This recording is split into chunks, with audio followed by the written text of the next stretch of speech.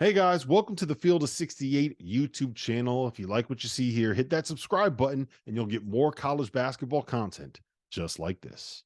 Goodman, we're going back to you. Orlando Magic is on the clock at 6. Who are you going with? Oof.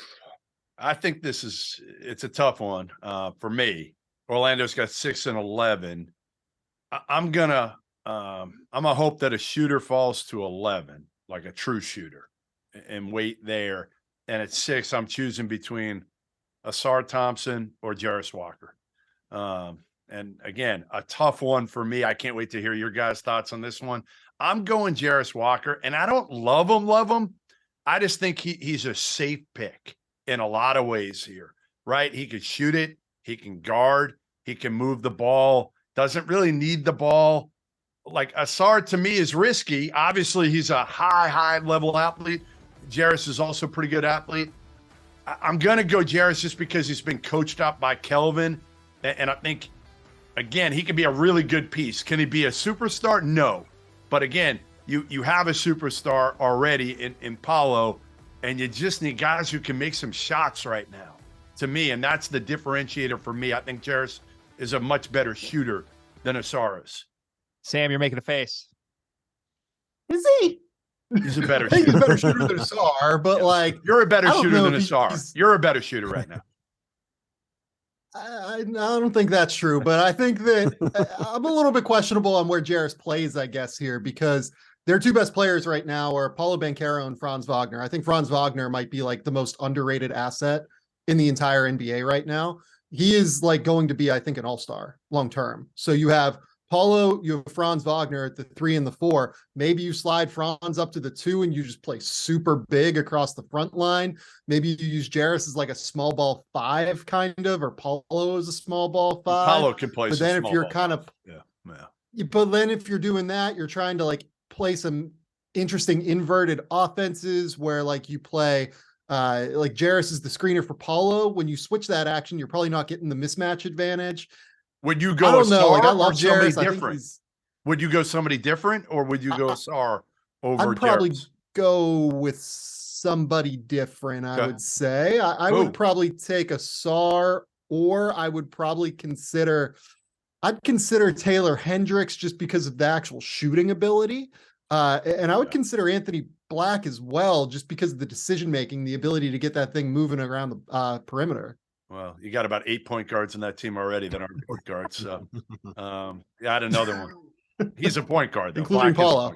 point guard. Including Paulo, of course. Our partner for today's episode is Athletic Greens. I started taking AG1 during the college basketball season, and I loved the impact that it had on my energy levels. I'm a big coffee in the morning guy, but by the time that the afternoon would hit, I needed another boost. AG1 helped me tremendously, especially on those days when I didn't want to get up off the couch and go hit the gym. Their tagline is AG1 is comprehensive health and the power of habit in one. And man, that could not be more true. It's nearly impossible to eat and drink in a healthy manner in the month of February and the month of March when you are in my business. And AG1 was exactly the supplement that I needed to improve my gut health and cover my nutritional basis for the day. I've continued that into April. I've continued that into May, and I'm going to continue that the rest of the summer. All I have to do is mix a scoop of AG1 with some water, or maybe add it into a smoothie, and I'm ready to go. Do it after lunch, and you'll be ready to go for the rest of the day. If a comprehensive solution is what you need from your supplement routine, then Athletic Greens is giving you a free 1-year supply of vitamin D and 5 free travel packs with your first purchase. Go to athleticgreens.com/field68. That's field 68 FIELD, the number 6, the number 8, and you can get yours now. So check it out and help support this show. Thanks. Now we move to the 11th pick in the draft, where Jeff Goodman is back on the clock, making the second of 2 lottery picks for the Orlando Magic. Who are you going to pair with Jarris Walker, Jeff? I'm going to take the best shooter in this draft, and that is not Jordan Hawkins. That is Grady Dick, freshman at Kansas, who shot 40% from 3 as a freshman. 6'8", and started his college career as a atrocious defender and ended it as a above average defender. And he's a better athlete than you think. And again, like, I just think Orlando needs shooting desperately. desperately, desperately, desperately. And you add a guy that at worst case scenario to me can be a Kyle Korver-ish type player. And I think he's got a lot more in his game than Kyle Korver ever had. Now, I'm not saying he's going to shoot 45 for his career from three, but I think he can be a high 30s, low 40s from three, and again, give you more than that. Best shooter in the draft was the term thrown out. Who agrees with that and who disagrees with that from our panel of experts here? I agree.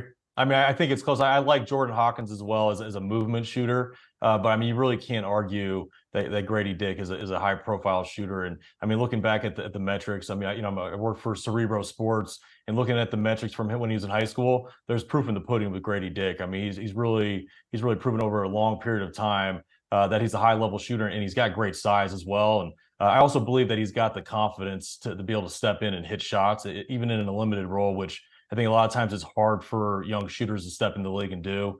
I like that pick. Orlando needs some shooting. It's so interesting because when you talk to teams that went to Kansas early in the season, as I'm sure you did, Jeff, did you get the impression that like Grady was like killing it early, like in the preseason stuff? No, because I didn't either. Yeah. And then you talk to teams that have like seen him work out like in his pro day stuff, and like he's not shooting super well there either. But you put him in a game and he's just like obliterating. And it's just he's just like one of those dudes that you know what? Absolutely he's not affected. He doesn't seem to be mentally. He's one of those guys who can go 0 for 12. And honestly, I don't think you could see in his face whether he's 0 for 12 or 12 for 12. It's 100% right. Like he's just completely unaffected by any of this, and it rules. I would probably go Jordan Hawkins in terms of the best shooter in the draft, in terms of the way that it translates specifically to NBA settings off of movement, as Matt said, right? Like this dude is flying off of pin downs, dribble handoffs, any sort of flare action you want to run. I think that the way he sets his feet and fires, he is an awesome, awesome shooter. But I think Grady long-term, just given the high release point, has a real chance to be that level shooter as well. Thank you for watching the Field of 68. If you've enjoyed what you've seen here, hit that like button, share this link with your friends, or check out the description for some other places that you can consume Field of 68 content.